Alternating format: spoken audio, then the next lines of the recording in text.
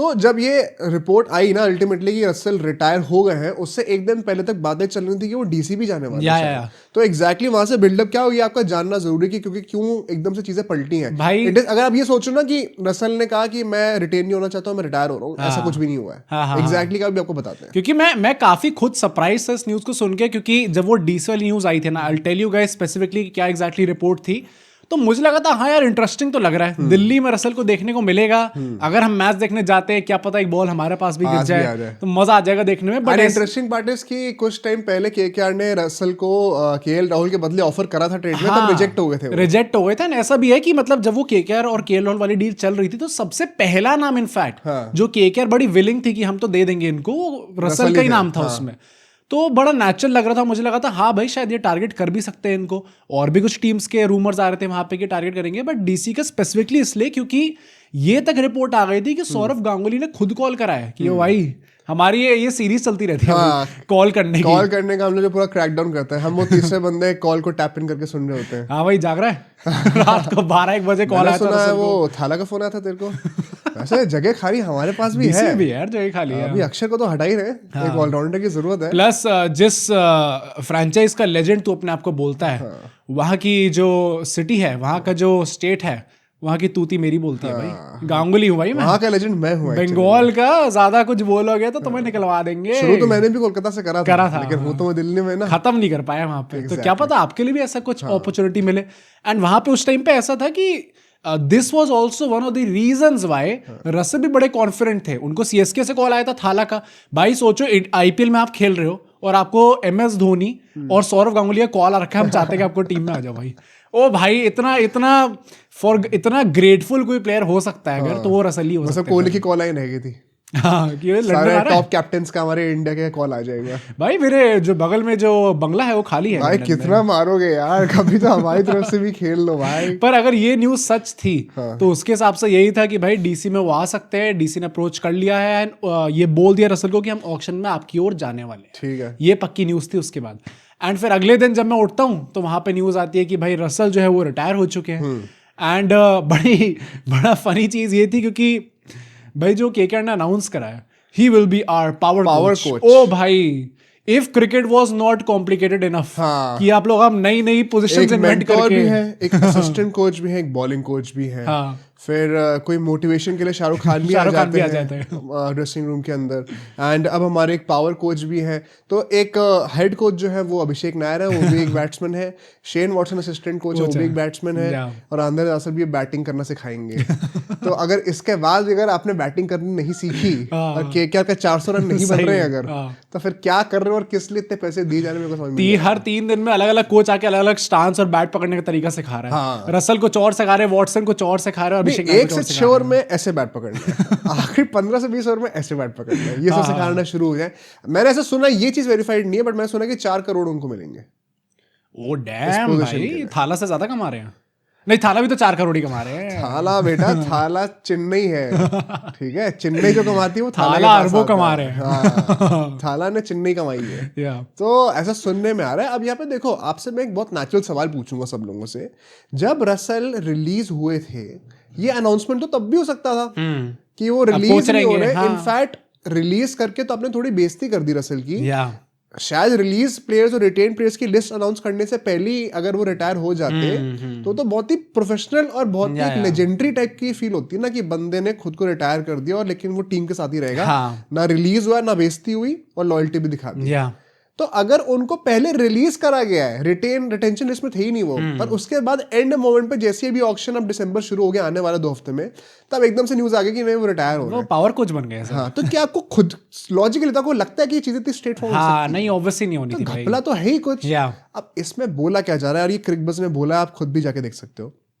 जब चेन्नई ने डिसीजन बना दिया था ना कि पथिराना रिलीज हो रहे हैं, ये केकेआर को पता चल गया था। अच्छा, पहले ही कि पथिराना रिलीज हो रहे हैं। जैसे उनको पता चला केकेआर को ये चीज हिट करेगी, भाई अगर चेन्नई पथिराना को रिलीज कर देगी तो इनका भी बजट 40 करोड़ के आसपास तो हो ही जाएगा। और अभी हमारा भी बजट कुछ ऐसा ही बन रहा है, 40-50 करोड़ के आसपास का। तो वो मार्जिन बहुत रहेगा नहीं। और फिर हम ना ऑक्शन को, क्योंकि हमें जरूरत है एक पूरा रिवैम्प करने की, तो हमें ऑक्शन डिक्टेट करना है। केकेआर की प्रायोरिटी पहले से ही सेट थी कि हम इस ऑक्शन में विद द हाईएस्ट पर्स जाने वाले हैं। हम डिसाइड करेंगे कौन सा प्लेयर कहाँ जाएगा। और अगर हम कोई प्लेयर नहीं ले सकते तो उसकी वैल्यू इतनी बढ़ा देंगे कि दूसरों का दिमाग खराब हो जाए। या तो अगर वो टर्म्स डिक्टेट करने हैं तो हम में और जो सेकंड हाईएस्ट पर्स होगा उसमें कंसिडरेबल डिफरेंस होना चाहिए। तब उन्होंने कहा अब हम किस प्लेयर को रिलीज कर सकते हैं।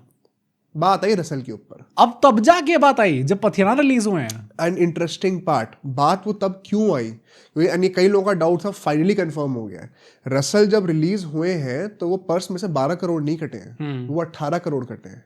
क्यों? क्योंकि वो जो स्लॉट पे रिटेन हुए थे अच्छा, वो 18 करोड़। Oh damn. अच्छा, कुछ लोगों ने कमेंट करके हमें बताया भी था। तो वो फाइनली ऑफिशियल हो चुका है। It was indeed 18 crore, which is why Venky Mysore ने सोचा कि इनको जाने देना ही पड़ेगा, क्योंकि एनीवे 18 करोड़ की वर्थ नहीं है। इनफैक्ट क्रिकबस ने उस आर्टिकल में लिखा हुआ है it is understood that, understood मतलब कि ऐसा आप मान सकते हो आप कि अगर वेंकी मैसूर का ये पता होता कि सिर्फ 12 करोड़ ही कटेंगे पर्स में से, 18 नहीं कटेंगे, अगर रूल जैसे होते तो शायद वो रिलीज ना करते रसल को। अच्छा, बट 18 कट रहे इसलिए था कि इट इज वेरी ऑब्वियस कि हमें रिलीज करना ही पड़ेगा।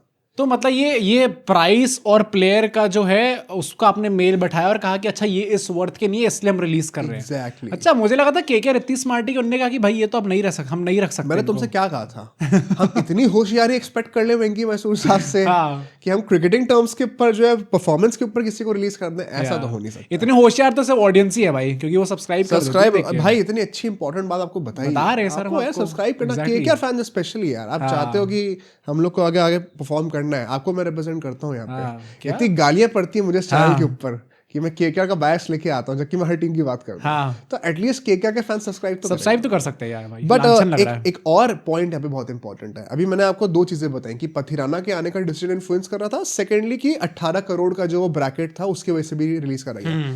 थर्ड पॉइंट अब क्या आता है, रिटायर कैसे हुए वो? कैसे? यहाँ तक तो बात हुई कि रिलीज हो गए, तो अब फिर फोन घूमे फ्री वाले थाला साहब से, गांगुली साहब से। फिर बात हुई, रसल ने कहा यार मेरे को क्लैरिटी दे दो कि आप मेरे साथ अभी एसोसिएटेड रहना चाहते हो कि नहीं रहना चाहते हो, क्योंकि आप बायबैक करेंगे नहीं करेंगे। प्लस सिस्टर फ्रेंचाइज में भी खेलते हैं वो। अच्छा, केकेआर की। तो क्या सीन एग्जैक्टली हो रहा है मेरे साथ, क्योंकि if I play for another team, उन्होंने अभी कहा ना कि मैं अपने पिक्चर्स इंटरनेट पे देख रहा था एआई से कि मुझे बड़ा दुख होता था, अलग अलग जर्सी बताए थे, मुझे बड़ा ऑफ फील हो रहा था। ऐसे कैसे हो सकता है? जरूर सर, तो ये सब बातें बोलने में तो बड़ी अच्छी लगती हैं, पर बेसिकली क्या था कि मुझे आप क्लैरिटी दे दो, क्योंकि मैं आपके साथ अलग अलग लीग्स में भी एसोसिएटेड हूँ ना। ये चीज क्रिकबस ने ऑफ कोर्स एग्जैक्ट शब्द में तो नहीं बोलेंगे, बट मुझे ऐसा लगता है पर्सनली कि फिर वहां पे थोड़ी आउट ट्विस्टिंग हुई है। थोड़ा सा पावर डायनामिक्स केकेआर के पास थे, थोड़ा डोमिनेट करा उन्होंने। मतलब निकलेगा तो फिर बाहर से भी निकाल देंगे कि भाई देख ले मर्जी तेरी है, लेकिन तेरे पे डिसीजन तेरा ही है, क्लब का ओनर तो मैं ही हूँ। ओ भाई साहब, अगर आप यहाँ से भी जा रहे हो तो कहीं और से भी जा सकते हो। मतलब that would actually make sense, क्योंकि इससे पहले भी जो रिपोर्ट्स आई थी यही कहती थी कि Russell was not exactly happy at KKR. Plus फिर उसके बाद ये भी हुआ कि रोकने के लिए धमकी तो अलग बात है। This is my interpretation by the way, ये किसी ने रिपोर्ट नहीं करा, मैं आपको क्लैरिफाई कर दूं। बट जो दूसरा पार्ट है which you can verify yourself, कि फिर आपको उनको सिक्योरिटी देने के लिए एक लॉन्ग टर्म प्रोजेक्ट भी ऑफर कर दिया है कि आप एज अ कोच आ जाओ, आपको पैसे भी मिलते रहेंगे, और इसके बाद आप बाकी लीग से भी जब रिटायर होगे तो आप एक प्रॉपर होता है ना कि ऑल, जैसे ड्रेन ब्रावो अक्रॉस फ्रेंचाइजी कई बार हर जगह पे मेंटोर या फिर कोच बने, वैसे रसल भी आके जाके बन सकता है। अच्छा, लॉन्ग टर्म कॉन्ट्रैक्ट मिल जाएगा, फ्यूचर आपको सिक्योर, आपको सोचने की जरूरत नहीं है, पैसे आते रहेंगे लाइफ में, डैम भाई, आपका करियर सिक्योर है। तो पोलार्ड कह रहे फर्स्ट टाइम।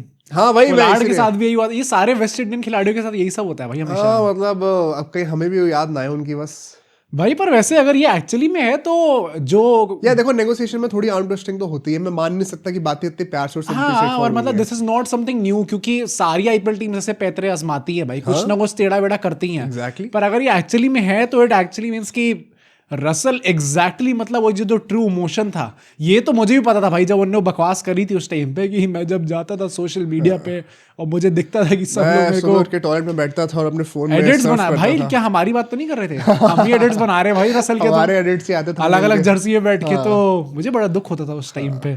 तो यार ऐसा तो नहीं था सर, आप भी रेडी थे इधर उधर जाने को, पर वो हो नहीं पाया अल्टीमेटली, क्योंकि शाहरुख खान जी ने कहा कि एंड इसीलिए मैं कहना चाह रहा हूँ, अगर उनको रिटायर होना होता तो वो रिलीज होने से पहले रिटायर हो जाते हैं ना, अपनी खुद की लाज ही बच जाती है। But it is not that straight forward. और इसी के चलते हुए एज अ पावर कोच वो आए हैं, it is a good decision by KKR. Ideally तो मैं यही चाहता कि वो आईपीएल से अब रिटायर हो जाए और किसी और टीम में भी नहीं जाए और हमारे साथ ही रुके तो बहुत ही अच्छी बात है। बट केकेआर में एज अ प्लेयर तो खेलना नहीं बनता था यार। पर बड़ी भाषण नहीं मच रही, मतलब why do you want so many people to coach? तो यार कुछ चीजें तो दिखाने की भी होती है ना, मतलब रसल क्या बस सरकारी भी होती है भाई क्या करेंगे रसल वहां पे? जैसे ड्वेन भाई, वैसे हम लोग जो वो कह रहे थे कि अच्छी बात है शेन वॉटसन आ गए, अभिषेक नायर है, क्योंकि वो वेस्ट इंडियन कोटा कम करना है, पार्टी फिर बढ़ा दिया यहाँ तो भाई धीरे धीरे ड्वेन ब्रावो और रसल जो है वो मिलके वहां पे रील्स बनवाएंगे अच्छे से बनवाएंगे, और अब देखते हैं कि टीम का क्या अच्छा होता है इसके अंदर। बट भाई लेजेंडरी प्लेयर, एक लास्ट वर्ड में ही बोलूंगा, अरे क्योंकि काफी MVP जीते हैं भाई ना, क्योंकि आई थिंक काफी लोग जो है केकेआर फैंस हमारी वीडियो पे कमेंट करके एग्जैक्टली बोल रहे थे कि स्पेसिफिकली उन्हें जानना है कि